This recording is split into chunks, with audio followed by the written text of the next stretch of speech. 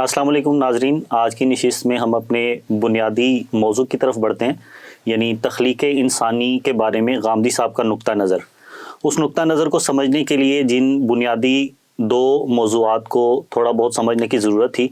ان موضوعات پر ہم وکاس بھائی سے پچھلی نشستوں میں بات کر چکے ہیں، یعنی سائنٹیفک تھیوری آف ایوولوشن، اور اس کے علاوہ اس ایوولوشن کے مسلم مفکرین کے ہاں آنے کے بعد ان کا رد عمل۔ ان دو چیزوں پر ہم بنیادی بات کر چکے ہیں۔ آج ہم غامدی صاحب کے نقطہ نظر کو سمجھنے کی کوشش کرتے ہیں کہ وہ تخلیق انسانی کے بارے میں کیا کہتے ہیں۔ غامدی صاحب کیا کہتے ہیں، ان کی فکر پر کیا اعتراضات ہو سکتے ہیں، اس کی طرف بڑھنے سے پہلے مناسب یہ ہے کہ ہم غامدی صاحب کی فکر کو پہلے سمجھ لیں کہ ان کی بنیادی فکر ہے کیا۔ تو وکاس بھائی سے میں درخواست کروں گا کہ وہ غامدی صاحب کی جو بنیادی فکر ہے وہ غامدی صاحب کے بیانات کی روشنی میں اگر اس کا خلاصہ سامعین کے سامنے پیش کرنا چاہیں تو۔ سب سے پہلی بات تو یہ ہے کہ آج آپ بہت اچھے ہو رہے ہیں، درخواست کر رہے ہیں اور بڑے اچھے طریقے سے بات چیت کر رہے ہیں۔ ویسے تو آپ اتنے اچھے ہیں نہیں ہیں، لیکن بہرحال کیا کیا جائے، میں سمجھتا ہوں کیمرے کا یہ والا کمال بھی ماننا چاہیے۔ آج کل کی دور میں ویسے بھی کہتے ہیں نا کہ کیمرہ آنے کے بعد بہت سارے معجزات یا کرامات بھی بند ہو چکی ہیں،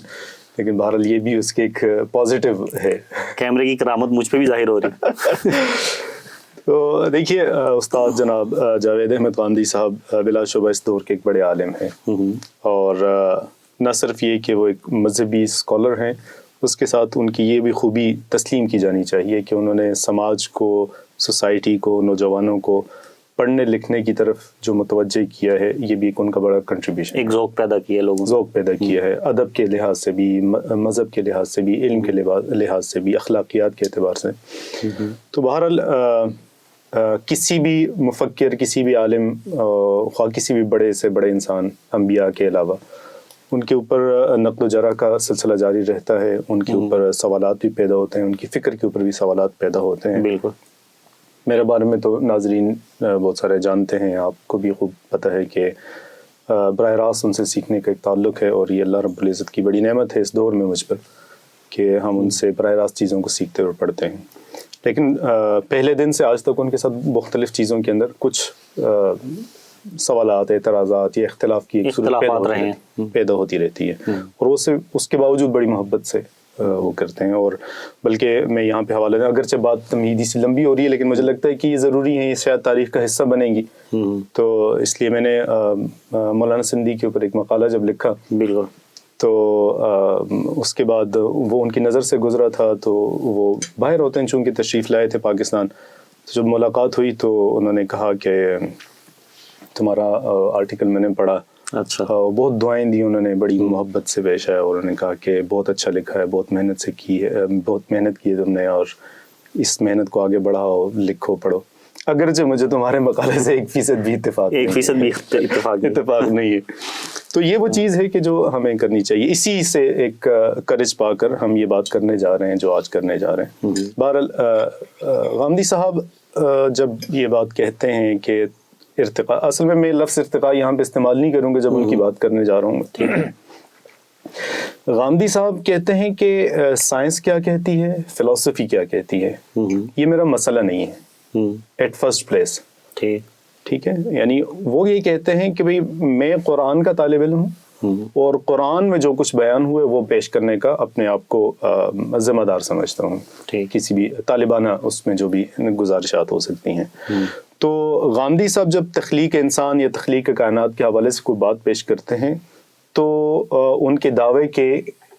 مطابق وہ پیورلی قرآنک ہے۔ اب ہمارے میرا جو سوالات ہیں، طالب علمانہ سوالات اس کے اوپر ہیں، وہ دو طرح سے ہیں۔ ایک تو یہ ہے کہ سائنس اس کے بارے میں کیا کہتی ہے، اور دوسرا یہ کہ جس کو وہ قرآنک کہہ رہے ہیں کیا وہ پیورلی قرآنک ہے، یا اس کے اوپر کچھ دیگر پہلو بھی ہیں، یا کچھ ایسی چیزیں ہیں جو شاید ہمارے ذہن میں پیدا ہو رہی ہیں اور کچھ اور لوگوں کے ذہن میں بھی پیدا ہوں۔ تو اس ساری تمہید، پس منظر اور بیک گراؤنڈ کے بعد غامدی صاحب جب تخلیق کی بات کرتے ہیں تو وہ یہ کہتے ہیں کہ سورہ سجدہ کے اندر انہوں نے تفصیل سے ایک مختصر بریف سے ایک پیرا ہے، لیکن اس کے اندر وہ یہ بات لکھتے ہیں کہ تخلیق انسان کے 2 مراحل ہیں، اور پہلا مرحلہ وہ یہ پیش کرتے ہیں کہ وہ اسی طرح زمین کے پیٹ کے اندر انسانیت کی پیدائش ہوئی ہے جس طرح آج کل ماں کے پیٹ کے اندر ہوتی ہے. ٹھیک. اور لفظ وہ استعمال کرتے ہیں کہ جیسے اوپر کا چھلکا ہٹ جائے, جیسے چوزے یا کچھ اور جو ہے نا وہ جو ہیں وہ اس سے نکلتے ہیں انڈے سے, تو وہ خول اور جو چھلکا ہے وہ ہٹ جائے اور اس کے اندر سے ایک انسان پیدا ہو. یہ انسانیت کا جو پہلا ایک دور تھا جس کو وہ حیوانی دور بھی کہتے ہیں. وہ یہاں پر یہ بھی کہنا چاہ رہے ہوتے ہیں حیوانی دور کہہ کر کہ یہ کوئی مکمل باشعور انسان اس طرح جیسے آج ہے ہومو سیپین جن کو ہم سائنٹیفک لینگویج میں کہتے ہیں وہ نہیں, بلکہ اس کا ایک حیوانی وجود تھا جو زمین کے اندر پلا بڑا, اسی کے اندر اس کی آپ کہہ سکتے ہیں کہ اس کا بیج بویا گیا اور اس بیج سے وہ پیدا ہوا اور پھر وہ زمین پر سامنے آیا. اور پھر اس سے اگلے مرحلے میں جا کر مختلف یہ نسلیں آگے بڑھتی رہیں, اس پر صدیاں گزری, اور یہ والی نسلیں جو حیوانی ایک وجود سا تھا اس وجود کے اوپر بہت ساری وقت گزرا, اور پھر قرآنی آیات کے مطابق وہ بڑا خوبصورت لفظ نکس جو ہے نا اس کا برابر سرابر کر کے سواہا والا جو ایک تسویہ کا جو ایک لفظ ہے اس سے وہ نکال کر وہ کہتے ہیں کہ پھر وہ انسان بنا, نوک پلک درست کی گئی, نوک پلک اس کی درست کر دی گئی. یہ جو انسان بنا یہاں سے انسان بننے والے معاملے میں وہ کہتے ہیں کہ یہ انسان کا پہلا جو فرد تھا وہ آدم تھے, اور یہاں سے پھر نسل انسانی, باشعور نسل انسانی یا موجودہ دور میں جس کو ہم ہیومن کہتے ہیں, انسان کہتے ہیں, اس کی پیدائش ہوئی اور اس کا مرحلہ آیا اور اس کے ساتھ مطلب اس طرح سے یہ چیزیں آگے بڑھی ہیں. یعنی غامدی صاحب کے نزدیک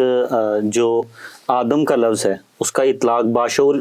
پہلے انسان پر ہوتا ہے, اس سے پہلے انسان کا حیوانی وجود ہے. جی ہاں, وہ دوسرے لفظوں میں یہ کہنا چاہ رہے ہیں یا جو میں ان سے سمجھا ہوں وہ یہ کہنا چاہ رہے ہیں کہ آدم سے پہلے بھی انسان موجود تھا یا کائنڈ آف ہیومن موجود تھا, لیکن ہم اس کو انسان بمعنی باشعور اور مہذب انسان نہیں کہہ سکتے. وہ حیوان یعنی زندگی کا وجود رکھنے والی کوئی اسپیشی تھی, اور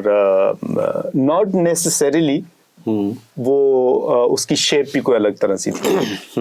اب وہ حیوانی وجود کیا تھا اس کی تشریح وہ نہیں کرتے ہیں, اس کے بارے میں کوئی وہ بات نہیں کہتے ہیں, تفصیل نہیں بتاتے ہیں, لیکن اس حیوانی وجود کی پیدائش اور پیدائش کے بعد اس کے انسان یا آدم تک پہنچنے والے عمل کے اندر وہ ارتقاء کو تسلیم کرتے ہیں. ٹھیک ہے, یہاں تک تو بات سمجھ میں آتی ہے کہ وہ یہ بات کہتے ہیں, اور اس کو اگر آپ ارتقاء کا لفظ اس کے اوپر بول دیں تو بھی بولا جا سکتا ہے ان سم میننگز اور ان سم آسپیکٹس نا, اس کے لفظی معنی کے اعتبار سے ارتقاء کہہ سکتے ہیں. جی, لفظی معنی کے اعتبار سے ایگزیکٹلی. میرا جو سوال یہاں پہ جو جس چیز کو جہاں وہ کہتے ہیں نا کہ مبہم ہے, جو یہاں پہ تھوڑا سا ابہام پایا جاتا ہے, وہ یہ پایا جاتا ہے کہ کیا وہ یہ تسلیم کرتے ہیں کہ جس وجود کو وہ پیدا کیا گیا وہ کوئی اور اسپیشی تھی, پھر اس اسپیشی سے کوئی اور اسپیشی بنی, پھر اس اسپیشی سے کوئی اور اسپیشی بنی, اور پھر وہ ہومو سیپین بنا یعنی نیانڈرتھل بنا اور یہاں تک پہنچا, یا نہیں کرتے؟ اس پر وہ بات نہیں کہتے, کچھ بھی انہوں نے کہیں ذکر نہیں کیا. لیکن مجھے لگتا ہے کہ وہ یہ نہیں مانتے, کیونکہ وہ جو کہتے ہیں کہ انسان سے پہلے اس کا حیوانی وجود تھا, انسان ہی کا حیوانی وجود تھا. تو ان کے اس آرگیومنٹ ہی کے اندر جو ایک سپیشی سے دوسری سپیشی کی طرف ایوالو ہونے کا نظریہ, اس کی تو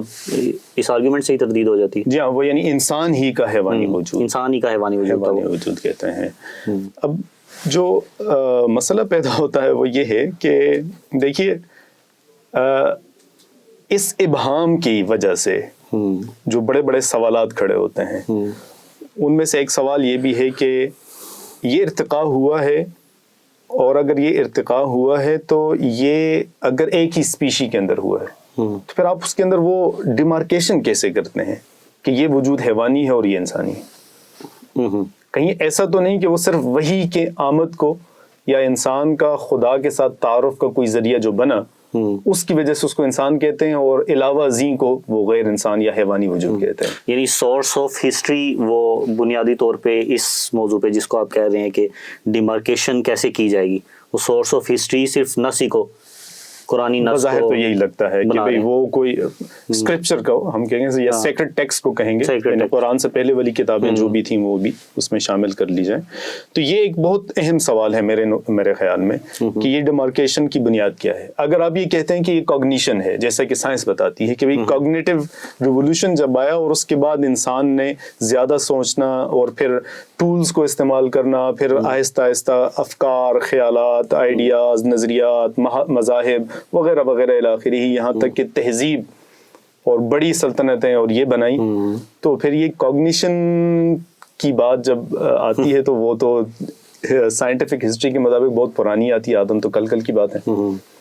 ٹھیک ہے. اور اگر آپ کوگنیشن کے علاوہ کسی دوسری چیز کو بناتے ہیں تو پھر آپ یہ کیسے ڈیمارکیشن کریں گے کہ اس سے پہلے والا وجود حیوانی ہے اور کس بنیاد پر، یعنی کیا وہ خصوصیات ہیں، کیا وہ کون سی بڑا یعنی اسپیسیفائی کیسے کریں گے کہ یہ ہے اور وہ نہیں ہے. یہ آدم، صرف ایسا تو نہیں ہو سکتا نا کہ صرف آدم کی پیدائش کو آپ یہ کہہ دیں. اب آدم کی پیدائش کا چونکہ ذکر ہے تو آپ یہ تسلیم کر لیں وہ پہلے انسان ہے. اگر اس سے پہلے کسی انسان کا اگر ذکر نہیں ہے تو آپ کیسے کہہ سکتے ہیں کہ وہ انسان نہیں ہے؟ کچھ بنیادیں ہوں گی نا اس کی، آپ کو تعریف کرنی پڑے گی انسان کیا ہے اور غیر انسان کیا ہے، حیوان کیا ہے اور انسان کیا ہے وغیرہ وغیرہ. تو یہ ایک بریف سا مجھے ان کا وہ لگا جو مجھے سمجھ میں آیا وہ میں پیش کیا. اس سے آگے آپ. اچھا، یہ غامدی صاحب جو یہ کہتے ہیں کہ زمین کے اندر وہ اس کی تشکیل پائی، مجھے اجازت ہے؟ ہاں بالکل پی، آپ کو اجازت ہے. اس کی جیسے ماں کے پیٹ میں ایک نطفہ جاتا ہے اور وہ وہاں پہ بنتا ہے، اس طرح سے جو انسان کا حیوانی وجود تھا وہ زمین کے اندر سے نکلا. تو وہاں کہیں غامدی صاحب اس بات کا ذکر کرتے ہیں کہ وہاں سے زمین کے پیٹ سے نکلنے والا جو انسان کا حیوانی وجود تھا وہ فرد واحد تھا یا وہ زوج کی صورت میں تھا؟ کیونکہ قرآن کہتا ہے نا وَخَلَقْنَاكُمْ أَزْوَاجًا، ہم نے آپ کو زوج کی صورت، زوجن پیدا کیا، جوڑا پیدا کیا. تو اس کا غامدی صاحب کچھ اس کے بارے میں کچھ کہتے ہیں؟ نہیں، اس کی کوئی تفصیل تو کہیں انہوں نے بیان نہیں کی، لیکن وہ من کی تشریح کرتے ہوئے جنس مراد لیتے ہیں. اچھا، جنس کا اب اسپیشی کا تھا اصل میں، وہ ہم جو شروع سے بات کر رہے ہیں نا کہ وہ یقینی ضنی وغیرہ کے حوالے سے بھی ہم بات کر رہے تھے، تھیوری اور نظریے کے حوالے سے بھی ہم نے ایک تھوڑی سی گفتگو کی کہ الفاظ کا جو ہے نا بڑا مسئلہ ہے یہاں پر، ایپسٹیمولوجیکل ایشوز ہیں جو وہ ایڈریس کیے جانے چاہیے. آپ جنس کہتے ہیں تو جنس سے کیا مراد لیتے ہیں؟ آپ جنس سے اگر ارسطوٹیلین وہ جو صنف نو اور جنس نو اور فرد کی بیس کرتے ہیں تو وہ تو اب قابل تسلیم نہیں ہے، کیونکہ جنس کی وہ والی کیٹیگرائزیشن جو آپ اسپیشیز وغیرہ کی کرتے ہیں وہ زبان کے اندر تو چل جاتی ہے لیکن وہ حقائق کے ساتھ اس کا تعلق نہیں. حقائق مینز سائنٹیفک فیکٹس، میں یہاں پہ حقائق کو یہ کہوں گا. ٹھیک ہے. تو اگر آپ جنس سے مراد وہ ایسی کوئی چیز لیتے ہیں تو وہ تو ظاہر ہے کہ اب سائنس اس کے اوپر سوال کھڑا کرے گی کہ آپ جنس جب کہتے ہیں کہ من انفسکم سے مراد یہ کہ من جنسکم، اردو میں اگر ہم کہیں کہ تمہاری جنس سے، جیسے کہ وہ ترجمہ کرتے ہیں، تو یہ جنس سے وہ کیا مراد لے رہے ہیں اصل میں یہاں پہ؟ وہی والی بات کہ بھی وہ ڈیمارکیشن کیا ہے، کون سی جنس انسان ہے اور کون سی جنس صرف حیوان ہے. ٹھیک ہے. اب جب وہ یہ بات کہتے ہیں تو اسی سے پیچھے جا کر آپ وہ تخلیق کا جو ابتدائی ایک نمونہ پیش کرنے کی بات کر رہے ہیں، وہاں پر وہ لفظ حیوان یوز کر رہے ہیں کہ ایک حیوان پیدا کیا گیا جس سے آگے نسلیں چلیں. اب وہ حیوان دو تھے، ایک تھا،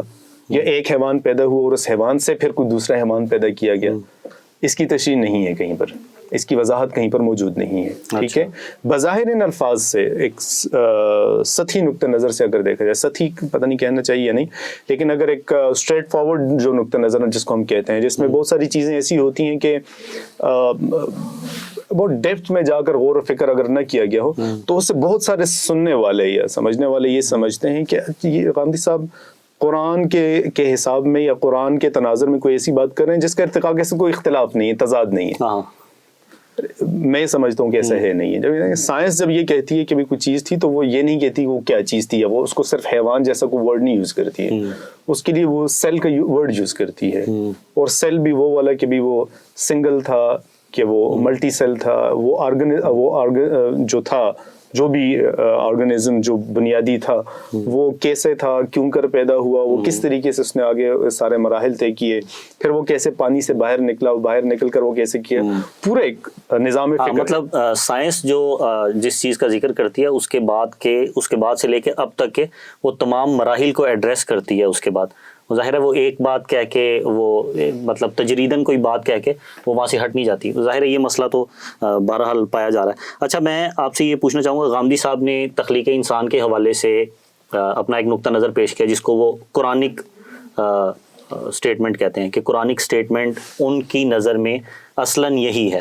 کہ ان معنی میں انسان کا ارتقاء ہوا ہے. تو غامدی صاحب سے پہلے جو مسلم مفکرین ہیں, ظاہر ہے پوری ایک روایت ہے, بلکہ مسلم مفکرین بھی نہیں کہنا چاہیے, ابراہیمک ٹریڈیشن بھی میرے خیال میں کافی, ہاں صرف مفکرین بھی کافی ہے, لیکن اس میں دوسرے جو مذاہب ہیں اگر ان کو ہم الگ کر دیں, جو مذاہب ریولیشن پہ یقین کرتے ہیں, ٹھیک ہے, ان کے ہاں اور بطور خاص غامدی صاحب سے پہلے کے جو مفکرین ہیں, یا ایوولوشن کی جو تھیری ہے اس کے پیش ہونے سے پہلے کے جو مسلم مفکرین ہیں, پوری روایت ہے, انہوں نے تخلیق انسانی کو قرآن سے کیسے سمجھا ہے, اس کے اوپر اگر آپ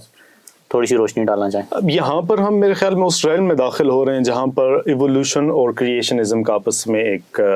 سلسلہ, یا آپس میں اس کو کیا کہیں گے ہم, کانٹسٹیشن, جو ڈاکٹر ابراہیم موسیٰ بڑا ورڈ یوز کرتے ہیں اور تقریباً ساری اکیڈیمیا میں بھی یوز ہوتا ہے, ان کا آپس میں جو کانٹسٹیشن شروع ہوئی ہے. اس تناظر میں ایک اور چیز ہے جو میں سمجھتا ہوں کہ ناظرین کے سامنے رکھنا ضروری ہے, کہ دیکھیے تاریخ انسانی یا تاریخ فکر انسانی کے اندر دو بڑے ایسے آئیڈیاز ہیں, کانسیپٹس ہیں, کہ جب وہ منظر عام پر آئے تو اس نے موجود مذہبی فکر کے اوپر, apart from being Christians or Judaism, Jews یا Muslims یا even کوئی بھی مذہب ہے, ہم یہاں پہ overall generalization مذہب کی بات کر رہے ہیں, کہ religion یا religious فکر کے لیے اس نے بڑے سوالات پیدا کیے ہیں. سب سے پہلے تو وہ جو 14ویں-15ویں صدی میں 15ویں-16ویں صدی میں کوپرنیکس کا ایک نقطہ نظر تھا کائنات کا. جب ہم وہ جیو سینٹرک سے ہیلیو سینٹرک کی طرف گئے, جب ہم زمین مرکز کائنات ہے اس نقطہ نظر سے ہٹ کر اس طرف گئے کہ بھی ہمارا جو محور ہے, ہماری جو وہ کیا ہے اس کو گلیکسی کا محور ہے وہ سورج ہے, نہ کہ زمین ہے. جب ہماری مرکزیت چھینی گئی, جب ہماری زمین کی مرکزیت یا ہمارے مقام کی مرکزیت, ہمارے مقام کی, اس کے ضمن میں ہماری بھی تو چھینی گئی. یہ آتے ہیں اس کے اوپر بھی ایگزیکٹلی, تو یہ وہاں پر آئی نا آگے, اور ڈارون نے چھینی.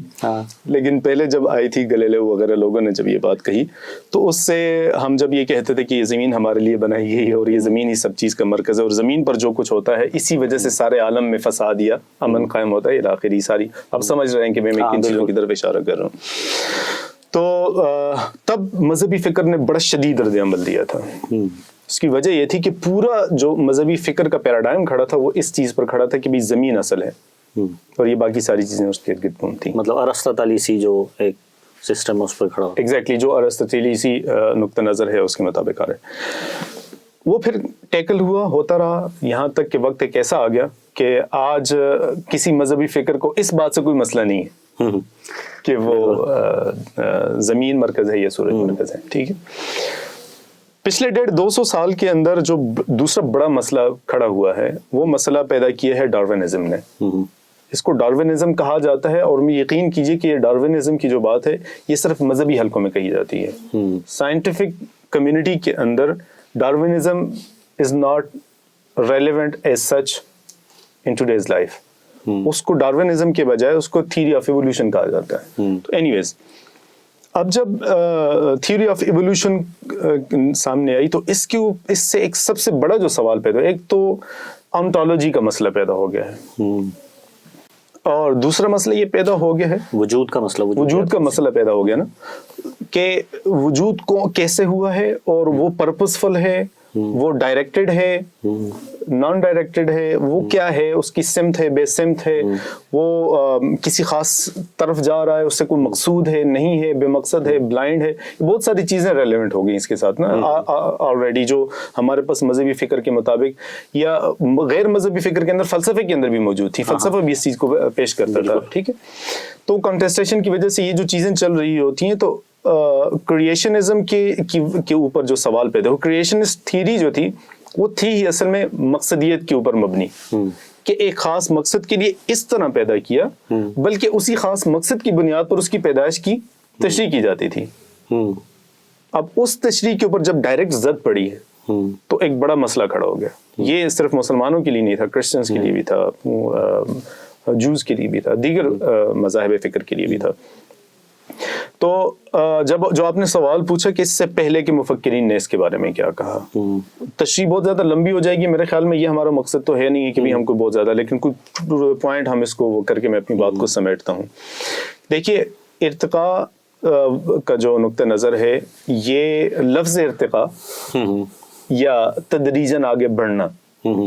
یہ پہلے بھی موجود رہا ہے افکار کے اندر, مذہبی افکار کے اندر بھی رہا ہے, فلسافیکل کانسیپٹس کے اندر بھی رہا ہے. لیکن یہ بہت اہم بات ہے کہ کبھی بھی اس بات سے یہ والی غلط فہمی نہیں ہونی چاہیے کسی کو کہ ما قبل کے جو مفکرین بات کرتے ہیں وہ کہیں یہ والے ارتقاء مراد لیتے ہیں یا تھیوری آف ایوولوشن مراد لیتے ہیں. تھیوری آف ایوولوشن بالکل ایک ڈفرینٹ چیز ہے. اس کو کہتے ہیں نا کہ بھئی وہ ٹری آف لائف جو ہے نا اس کی بیس ہے, کہ لائف ایک ہے جس سے بہت ساری جو ہے نا شناختیں اور بہت سارے وجود اور بہت ساری اسپیشیز پیدا ہوئی ہیں. اس میں کہیں پر بھی یہ بات نہیں ہے. وہاں پر نباتات کو نباتات ہی سمجھا جاتا ہے, جمادات کو جمادات ہی سمجھا جاتا ہے, وہاں پر حیوانات کو حیوانات ہی سمجھا جاتا ہے, اور اناس کو یا انسانوں کو انسان ہی الگ الگ اسپیشی میں ڈلا ہوا پیدا کیا سمجھا جاتا ہے. البتہ ان کے مزاجوں میں, ان کی نفسیات میں اور ان کے اعمال میں اور ان کی افکار کے اندر جو تدریج ہے, اس حوالے سے ان کو اس میں جاہز کا نام بھی لیا جاتا ہے, ابن خلدون وغیرہ کا نام بھی لیا جاتا ہے, ابن عربی کا نام لیا جاتا ہے. اور کرسچنس کے اندر بہت سارے ایسے لوگ ہیں کہ جنہوں نے اس طرح کی باتیں کی ہیں, لیکن کبھی بھی اس ارتقاء سے مراد یہ والی ارتقاء نہیں ہوتا. کبھی کسی نے یہ نہیں کہا کہ انسان اپنی اصل میں پیدا جو ہے نا حیوان ہوا تھا, پھر اس کے بعد وہ آدم بنا یا انسان بنا ہے. ٹھیک ہے, یہ والا نقطہ نظر نہیں تھا. یہ والا نقطہ نظر بہت جدید ہے, اور یہ پیدا ہوا ہے تھیوری آف ایوولوشن کی پریویلنگ کے بعد, جب اس نے ڈومیننٹ کیا افکار کو دنیا کی تاریخ کی, کائنات کی پیدائش کے حوالے سے. میرے خیال میں اس کے اوپر بات آتی رہے گی تھوڑی تھوڑی. تو اگر ہم اس کو